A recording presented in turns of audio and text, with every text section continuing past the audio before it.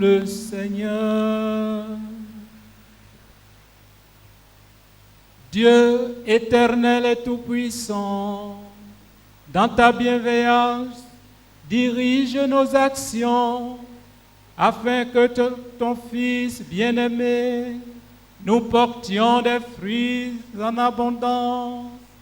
Par Jésus-Christ, ton Fils, notre Seigneur, qui vit et règne avec toi dans l'unité du Saint-Esprit, Dieu pour les siècles des siècles.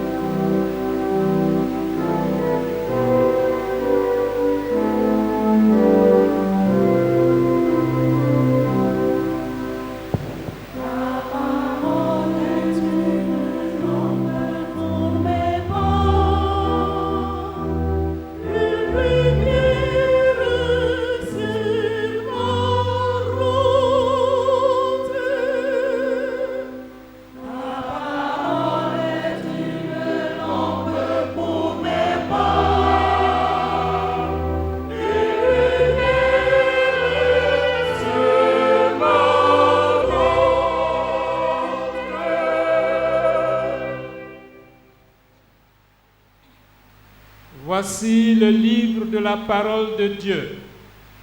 Frères et sœurs, lorsqu'on lit dans l'Église la Sainte Écriture, c'est Dieu lui-même qui parle à son peuple. Et c'est le Christ présent dans sa parole qui annonce l'Évangile. Que résonne donc en ce lieu cette parole. Puissiez-vous y découvrir le mystère du Christ et l'annonce de votre salut dans l'Église.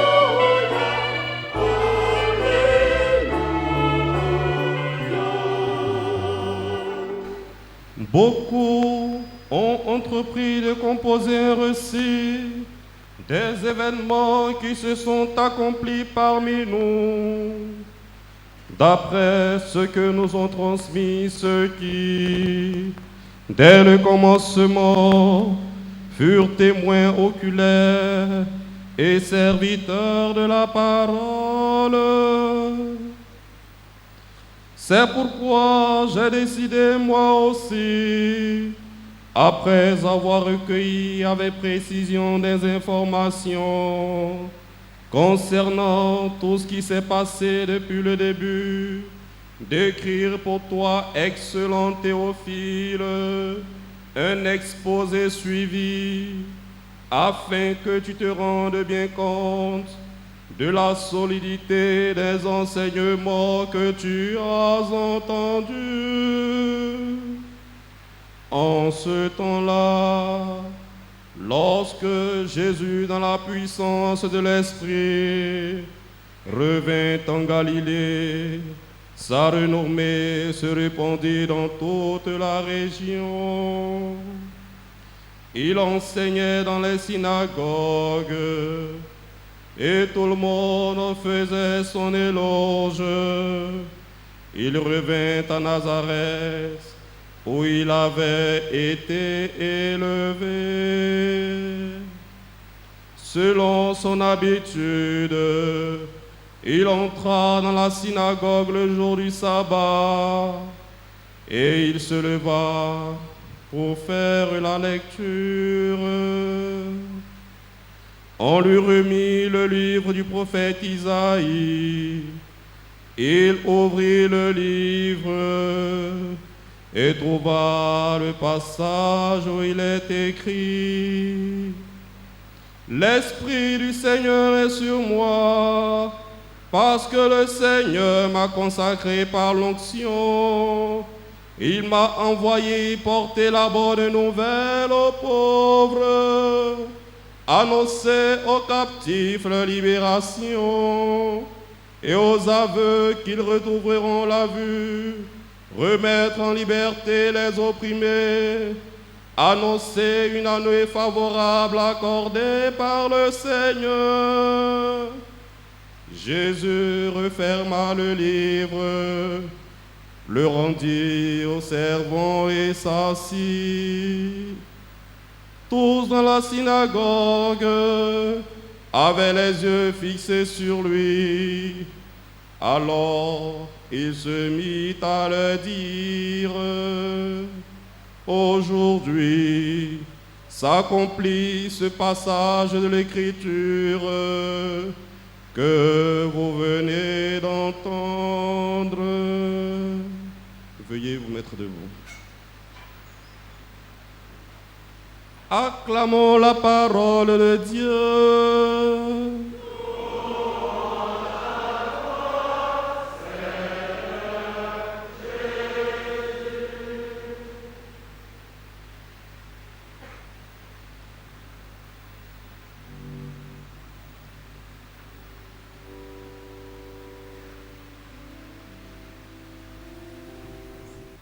Distinguées autorités, honorables invités, chers frères et sœurs, les textes de ce dimanche sont unanimes quant à l'honneur à rendre à la parole dans la vie de la communauté chrétienne et de chaque chrétien. Il m'inspire de méditer avec vous sur l'expression contenue dans l'évangile de ce jour, les serviteurs de la parole. Dans l'évangile de Luc, Jésus apparaît comme un serviteur de la parole. Dans la synagogue de Nazareth, il se leva pour faire la lecture. On lui remit le livre. Il fit la lecture. Il remit le livre au servant. Il s'assit. Il fit l'homélie. Écoutons son homélie. Aujourd'hui s'accomplit ce passage de l'Écriture que vous venez d'entendre. Les apôtres que Jésus avait associés à son ministère ont été désignés eux aussi par la même expression de serviteurs de la parole. Ils seront très fermes, clairs et précis au moment de faire le choix des 7 diacres. Il n'est pas bon que nous délaissions la parole de Dieu pour servir aux tables. Nous resterons assidus à la prière et au service de la parole. Actes chapitre 6, versets 2 et 4. À y regarder de près, Jésus et ses apôtres ont incarné le modèle de serviteurs de la parole dont témoigne le livre de Néhémie en son chapitre 8. Dans ce passage, un grand honneur est rendu au livre de la loi de Dieu. Le service liturgique qui se déploie autour de la proclamation de la loi annonce la liturgie de la synagogue rappelée dans l'évangile de ce matin et que nous retrouvons dans nos églises. Les serviteurs de la parole qui interviennent en Néhémie sont nommés. Le prêtre Esdras qui lit les Lévites qui traduisent le peuple, qui écoutent et honorent la loi par des gestes de piété et une attention obéissante. Tous attestent qu'une belle organisation était en place pour rendre efficaces les serviteurs de la parole. L'apôtre Paul, serviteur de la parole auprès des nations païennes, dans son ministère auprès des chrétiens de Corinthe, ressent le besoin de rappeler cette organisation. Il le fait en ces termes. Parmi ceux que Dieu a placés ainsi dans l'Église, il y a premièrement des apôtres, deuxièmement des prophètes, troisièmement ceux qui ont charge d'enseigner. Ensuite, il y a les miracles, puis les dons de guérison, d'assistance, de gouvernement, le don de parler diverses langues mystérieuses. Ce texte montre l'importance de la hiérarchie dans la communauté. Il laisse entrevoir la nécessité de l'organisation de la communauté en vue d'un service optimal de la parole qui bannisse toutes sortes de désordres pour que tout se passe dans la dignité et dans l'ordre. Car Dieu n'est pas un Dieu de désordre, mais de paix. 1 Corinthiens chapitre 12, verset 33. Tout le décor qui honore la loi de Dieu trouve son intérêt dans la finale du texte de Néhémie. Ce jour est consacré au Seigneur votre Dieu. Ne prenez pas le deuil, ne pleurez pas, car ils pleuraient tous parce que, en entendant les paroles de la loi, le peuple pleurait son péché dans un mouvement de repentir, de conversion. C'est en cela que réside tout l'intérêt de la mission des serviteurs de la parole.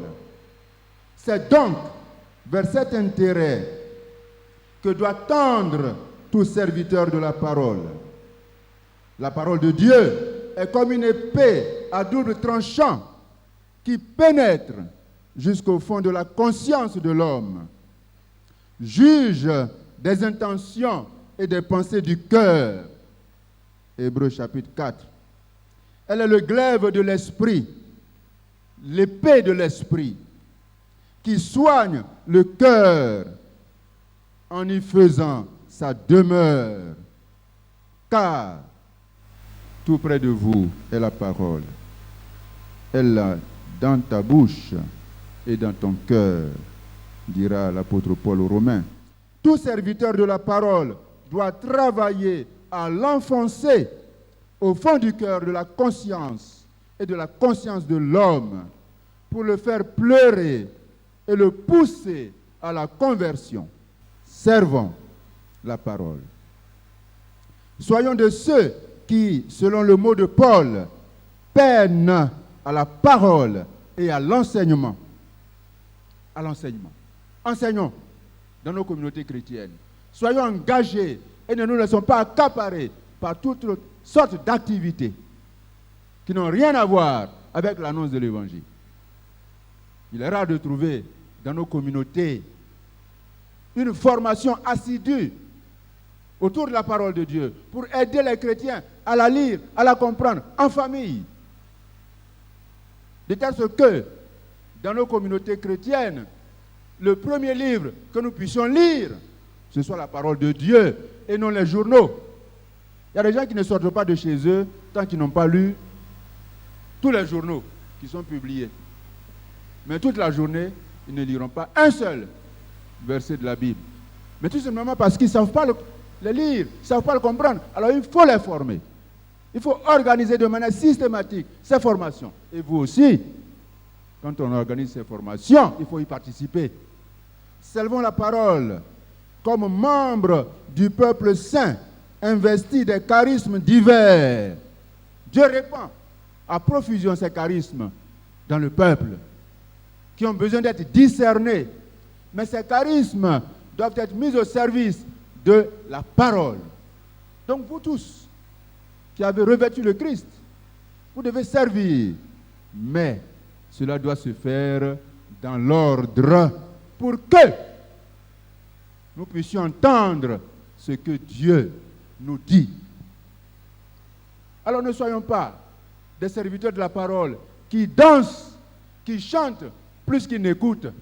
L'ordre qui va avec le silence est nécessaire pour que la parole de Dieu soit proclamée, entendue, écoutée, méditée, priée, comprise pour atteindre son objectif, c'est-à-dire faire pleurer les cœurs endurcis, les cœurs infidèles, pour une conversion vraie, totale et sans retour. Soyons des serviteurs de la parole. Qu'elle ouvre nos cœurs endurcis, qu'elle nous fasse pleurer sur les divisions, les tensions et les ruptures dans nos communautés. Rupture entre évêques et prêtres, rupture entre prêtres, rupture entre prêtres et laïcs, rupture, tension entre laïcs.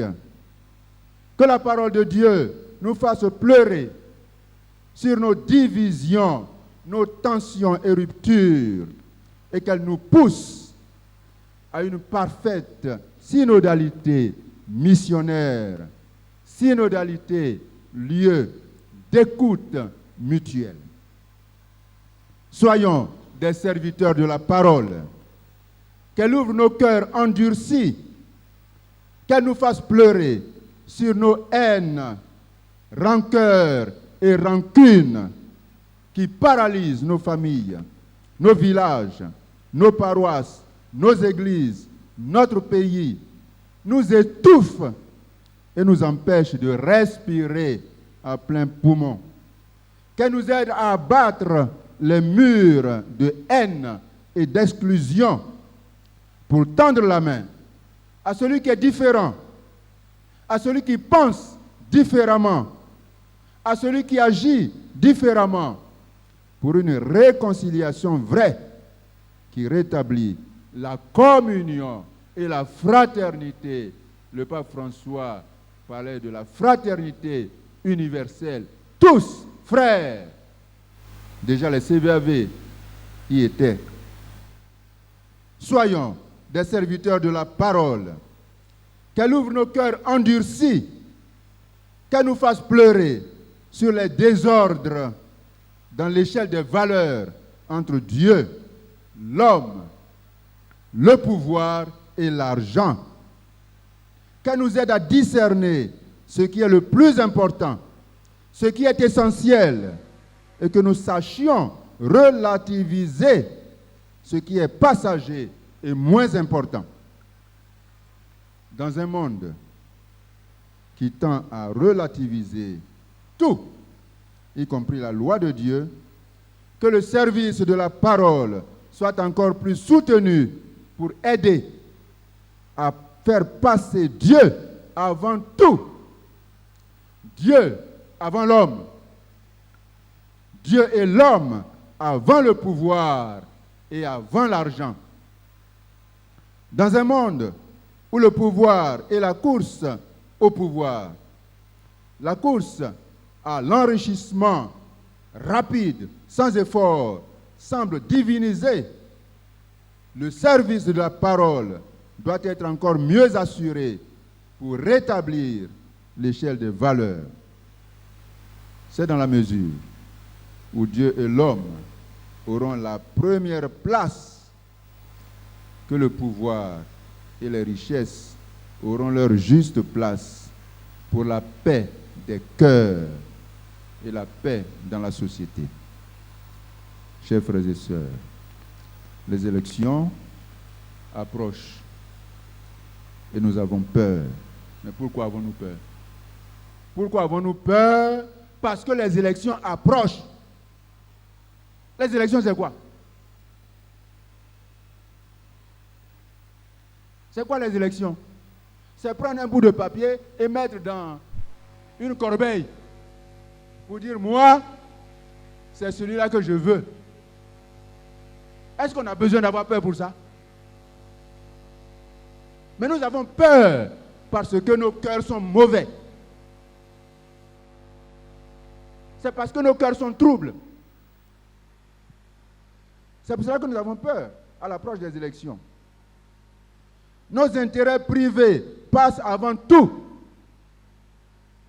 avant la vie des autres, avant la fraternité, avant l'amour des autres et l'amour du pays. C'est pour ça que nous avons peur quand les élections approchent.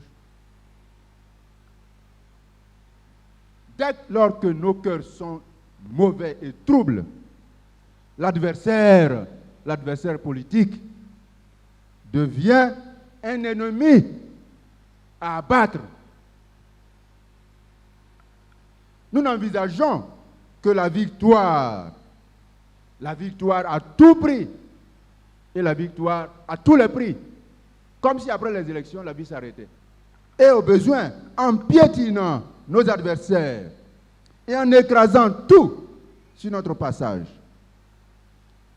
C'est le lieu d'intensifier, chers frères et sœurs, le service de la parole.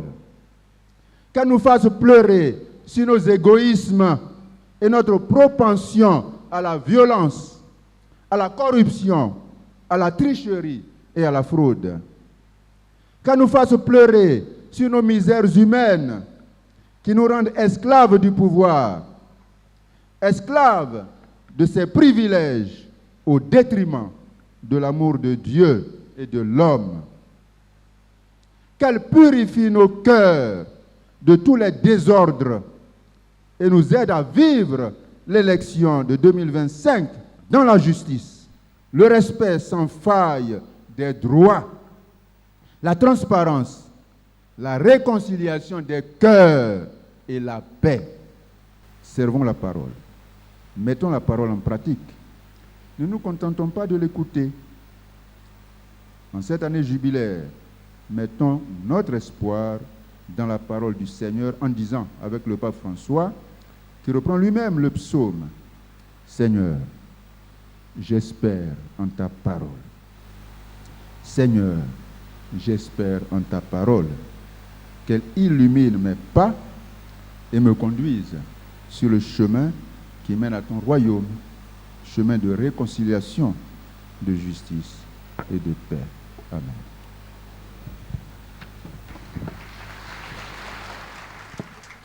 Pour que tous les hommes puissent mener sur terre une vie digne et fraternelle, faisons monter ensemble notre prière vers le Seigneur.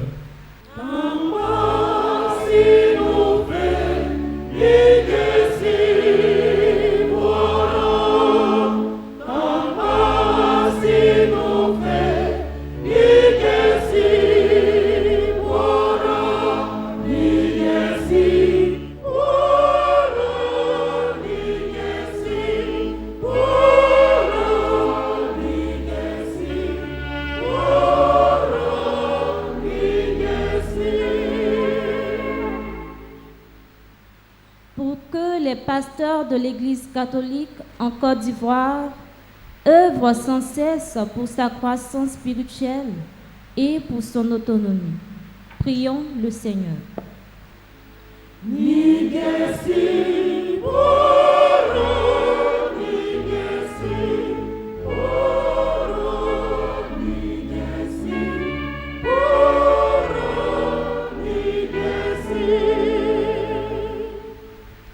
Pour qu'en cette année consacrée aux élections présidentielles en Côte d'Ivoire, les acteurs politiques prônent l'unité, la paix et l'amour dans leur prise de parole et de décision, prions le Seigneur.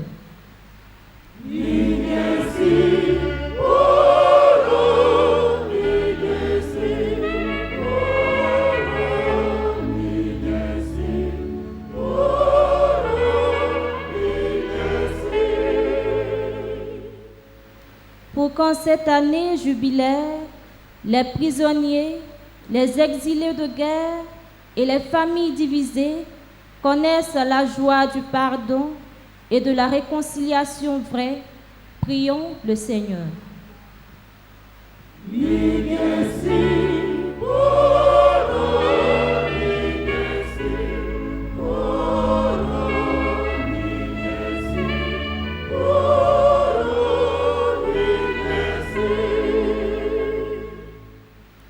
Pour qu'en cette ouverture de son année jubilaire, la conférence des évêques catholiques de Côte d'Ivoire, ici rassemblée, soit davantage animée de dévouement et d'abnégation dans l'accomplissement de sa charge pastorale. Prions le Seigneur.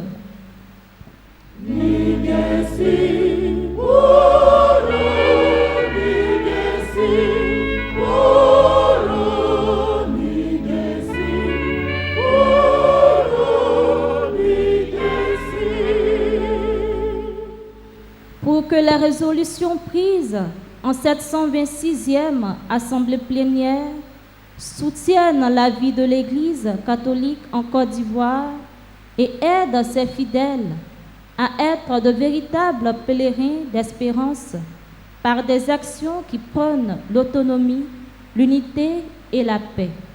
Prions le Seigneur.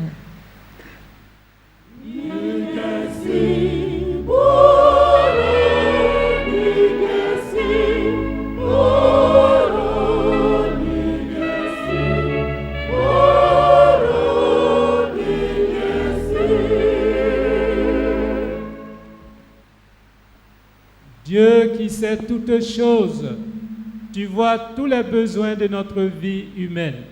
Accueille les prières de ceux qui croient en toi, exauce les désirs de ceux qui te supplient. Par le Christ notre Seigneur.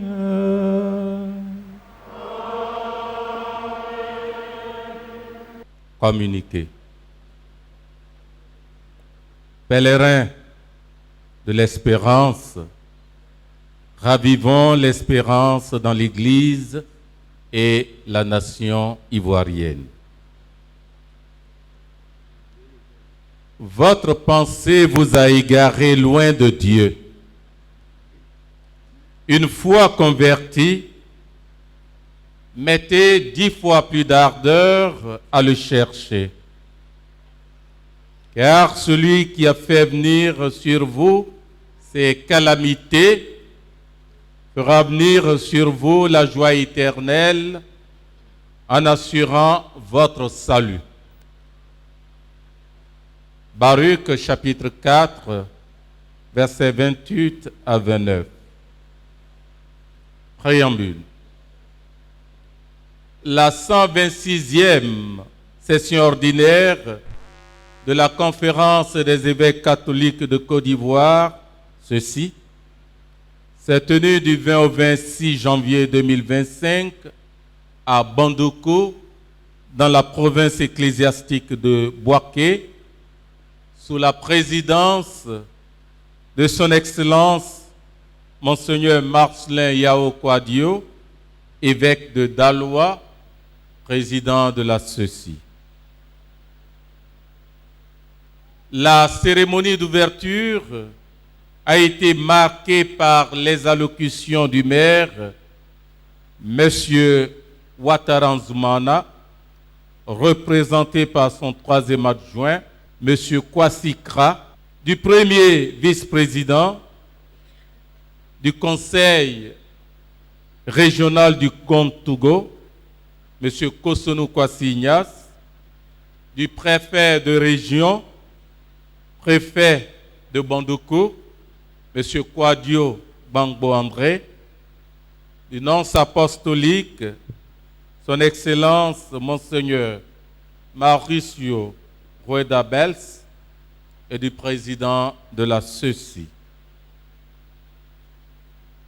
Dans ces allocutions, les autorités politiques, civiles, administratives ont délivré des messages de bienveillance et invité les évêques à prier pour la paix en Côte d'Ivoire, surtout en cette année électorale.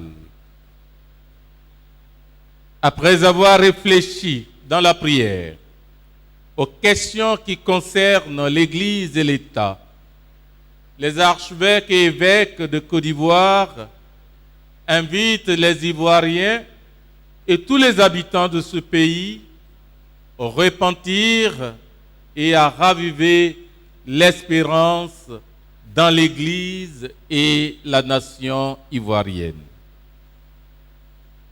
Raviver l'espérance dans l'Église ivoirienne.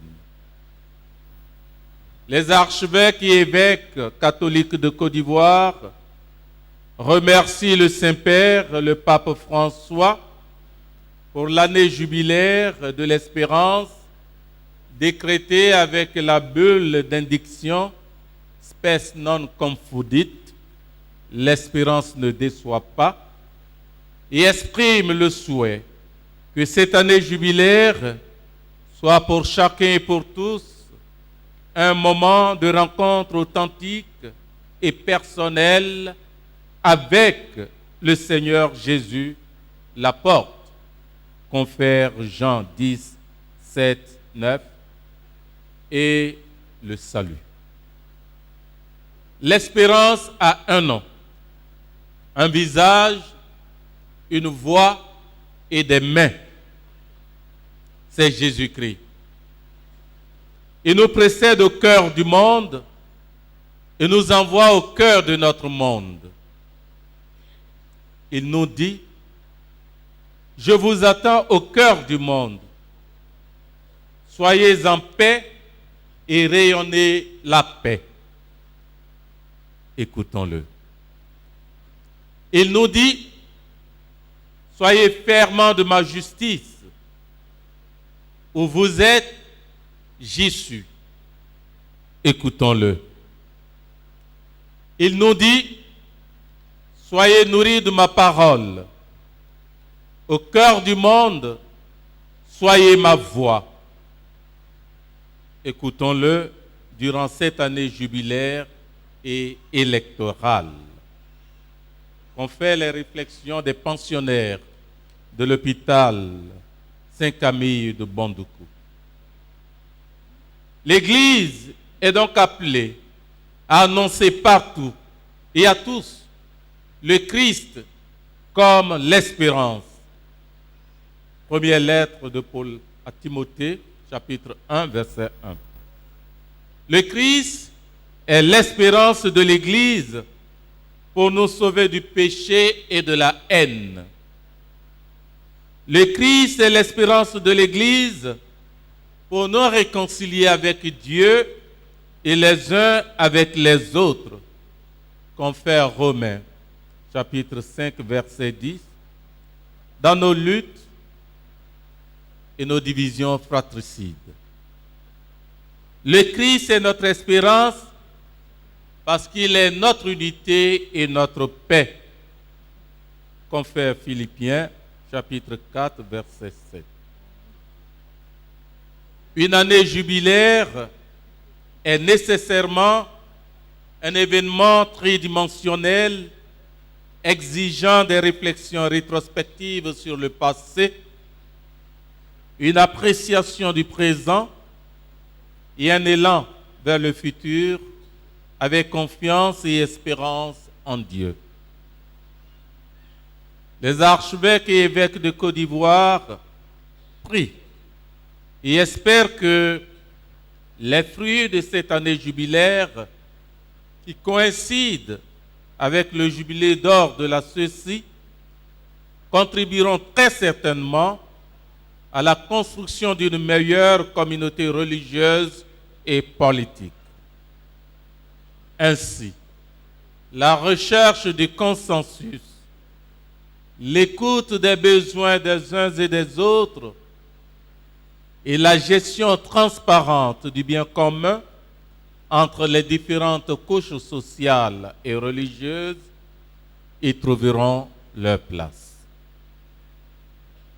Les archevêques et évêques de Côte d'Ivoire sont reconnaissants à Dieu et à leurs devanciers pour le travail accompli durant les 50 dernières années.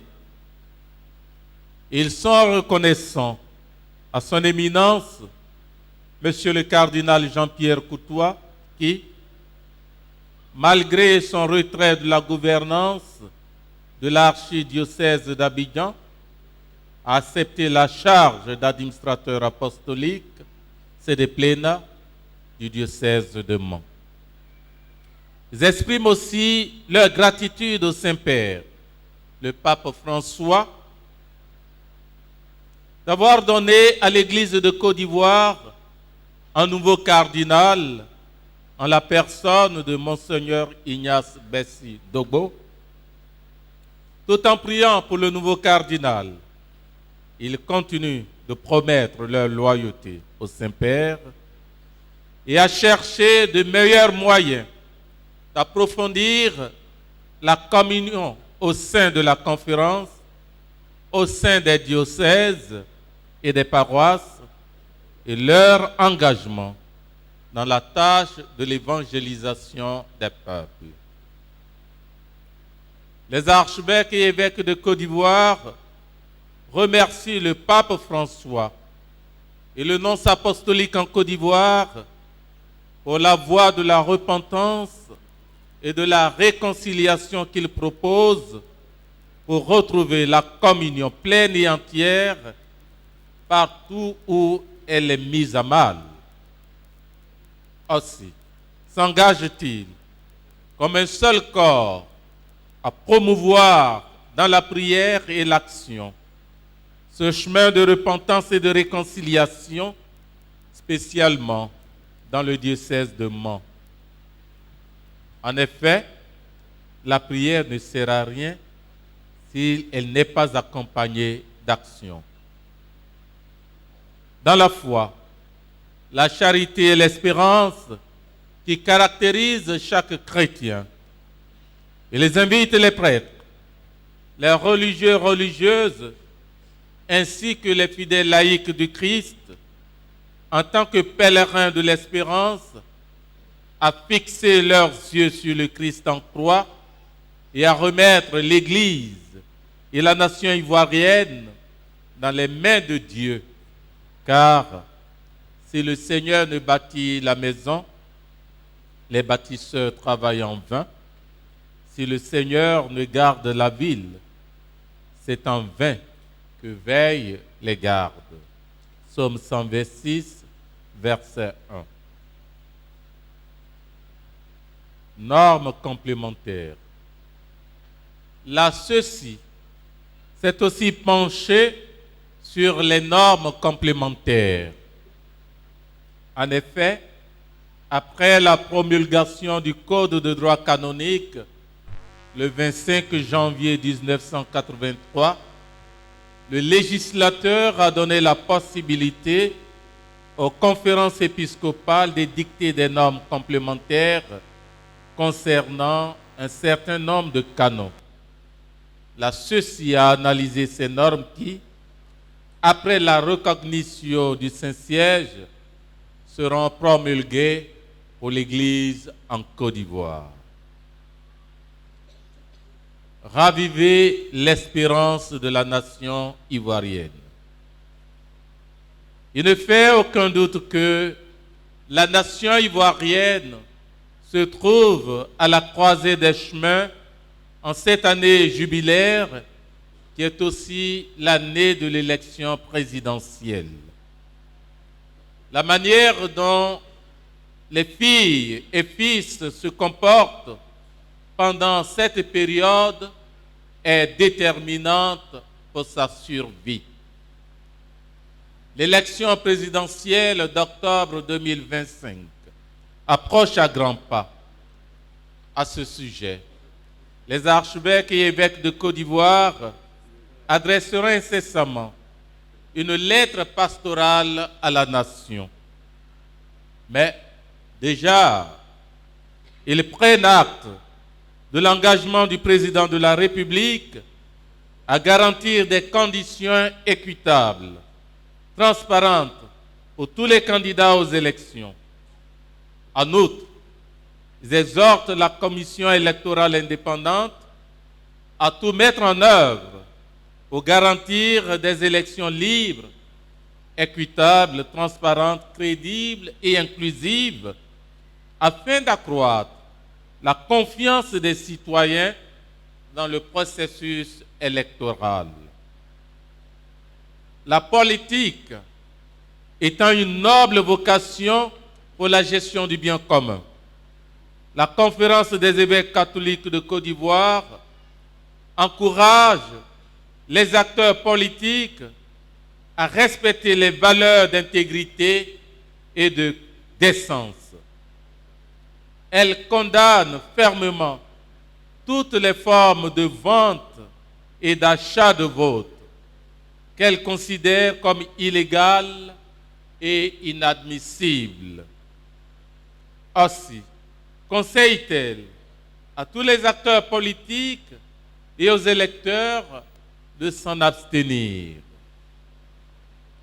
S'il n'appartient pas à la conférence des évêques catholiques de Côte d'Ivoire, en tant qu'organe de la hiérarchie catholique en Côte d'Ivoire, de dicter aux partis politiques le choix de leur candidat à la présidence, elle a le devoir de conseiller aux citoyens de garder à l'esprit les implications de leur choix lors des élections. Pour ce faire, elle invite les Ivoiriennes et Ivoiriens à tourner leur attention vers Dieu dans la prière et le jeûne, pour que le pouvoir et l'opposition fassent ce qu'il faut à travers des décisions et des actes forts pour sauver la nation ivoirienne. Les archevêques et évêques ivoiriens appellent leurs concitoyens à continuer à jeûner et à prier pour préparer des élections sans heurts et pacifiques. Ils exhortent, lors de la campagne et de la sollicitation des votes, les hommes et les femmes politiques à éviter la violence sous toutes ses formes et l'exploitation de la religion et de l'ethnie. Il leur recommande avec insistance aux organes de régulation d'être plus vigilants et plus honnêtes dans l'exercice de leurs fonctions et de leurs activités.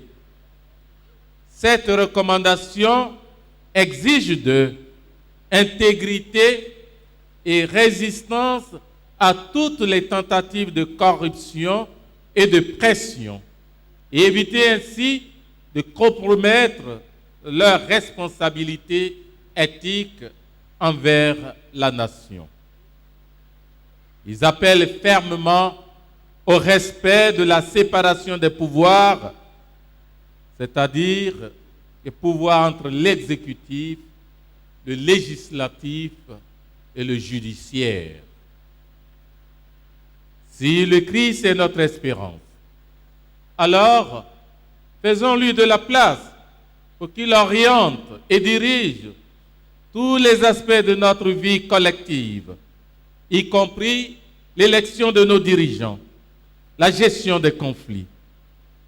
Si nous y parvenons, nous aurons ravivé l'espérance de la terre d'espérance, comme nous le chantons dans notre hymne national. En cette année du jubilé de l'espérance, nous ne voulons plus de mort, nous voulons chanter l'espérance. Autre question. Les archevêques et évêques de Côte d'Ivoire ont eu la visite de la commission pontificale pour la protection des mineurs, qui a pour mission de donner au pontife romain avis et conseils et de proposer les initiatives les plus appropriées pour la protection des mineurs et des personnes vulnérables. S'agissant de la célébration de son jubilé d'or, la conférence des évêques catholiques de Côte d'Ivoire a approuvé le programme des célébrations qui s'ouvre avec la messe de clôture de la 126e Assemblée. Les activités commémoratives de ce 50e anniversaire se dérouleront dans tous les diocèses et connaîtront leur apothéose avec la messe de clôture de la 127e Assemblée plénière qui se tiendra dans le diocèse de Grand Bassam, province ecclésiastique d'Abidjan. Parmi celles-ci, il y aura des conférences, des pèlerinages avec indulgence, des journées de pénitence, de jeûne et de réconciliation. Ceux-ci adoptent le principe de création d'une université catholique en Côte d'Ivoire dénommée Université catholique de Côte d'Ivoire, UCASI, avec plusieurs filières intégrant la faculté de médecine. Elle informera les conférences épiscopales réunies de l'Afrique de l'Ouest, CERAO, de ce projet qui sera piloté par l'Académie catholique de Côte d'Ivoire en collaboration avec un comité déjà mis en place. Le terrain de Lolobo servira à la réalisation de ce projet. Hommage et remerciements. Ceux-ci rend un vibrant hommage au peuple de Dieu à Bandoukou, avec à sa tête Monseigneur Bruno Essoyedo, ainsi qu'à toutes les bonnes volontés pour l'accueil chaleureux et fraternel qui lui a été réservé. Elle étend ses remerciements aux autorités coutumières, religieuses, administratives, politiques et militaires pour leur présence fraternelle aux cérémonies d'ouverture et de clôture. La conférence remercie tous les partenaires au développement pour leur soutien constant et multiforme dans le cadre de sa pastorale sociale et pour la promotion humaine intégrale, spécialement la Catholic Relief Services et la Caritas américaine.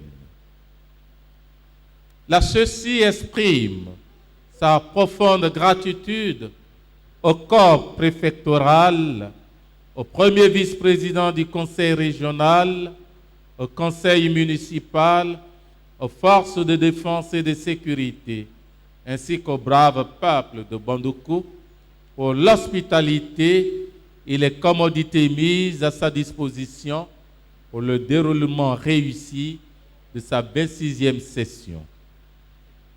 Elle n'oublie pas les médias, les scouts, les services de restauration, le comité d'organisation, les membres de la liturgie, le clergé et les consacrés.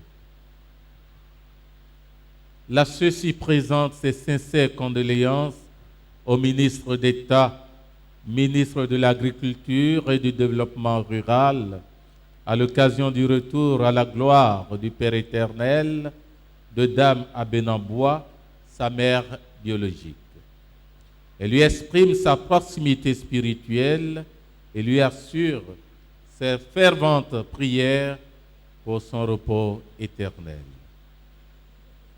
La 127e session ordinaire de la CECI se tiendra du 19 au 25 mai 2025 au centre Jean-Paul Ier de Kodiobrou-et-Bonois, dans le diocèse de Grand Bassam, province ecclésiastique d'Abidjan.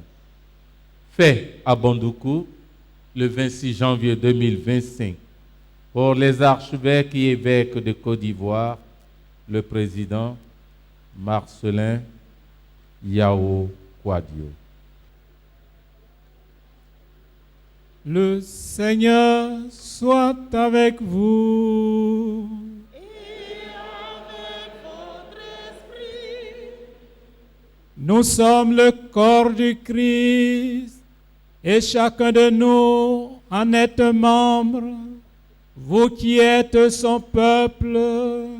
Que le Seigneur vous garde dans l'unité de son amour en cette année jubilaire, afin que le monde croie.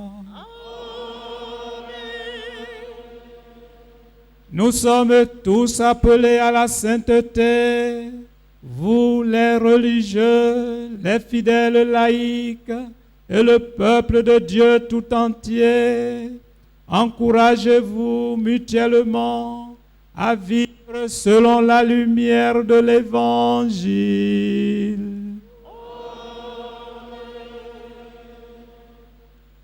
Le corps du Christ se construit à travers des charismes et des ministères divers. Vous, peuple de Dieu, que le Seigneur vous garde fidèle et joyeux au service de la mission de l'Église. Et que la bénédiction de Dieu Tout-Puissant, le Père et le Fils et le Saint-Esprit descendent sur vous et y demeurent toujours.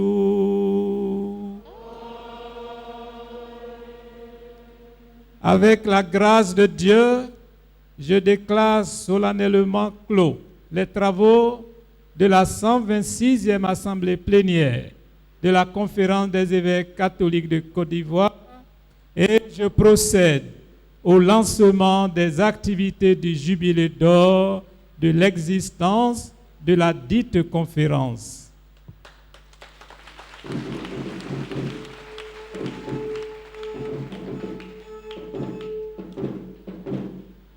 Chers diocésains, merci pour votre accueil. Je ne dirais pas chaleureux, mais rafraîchissant.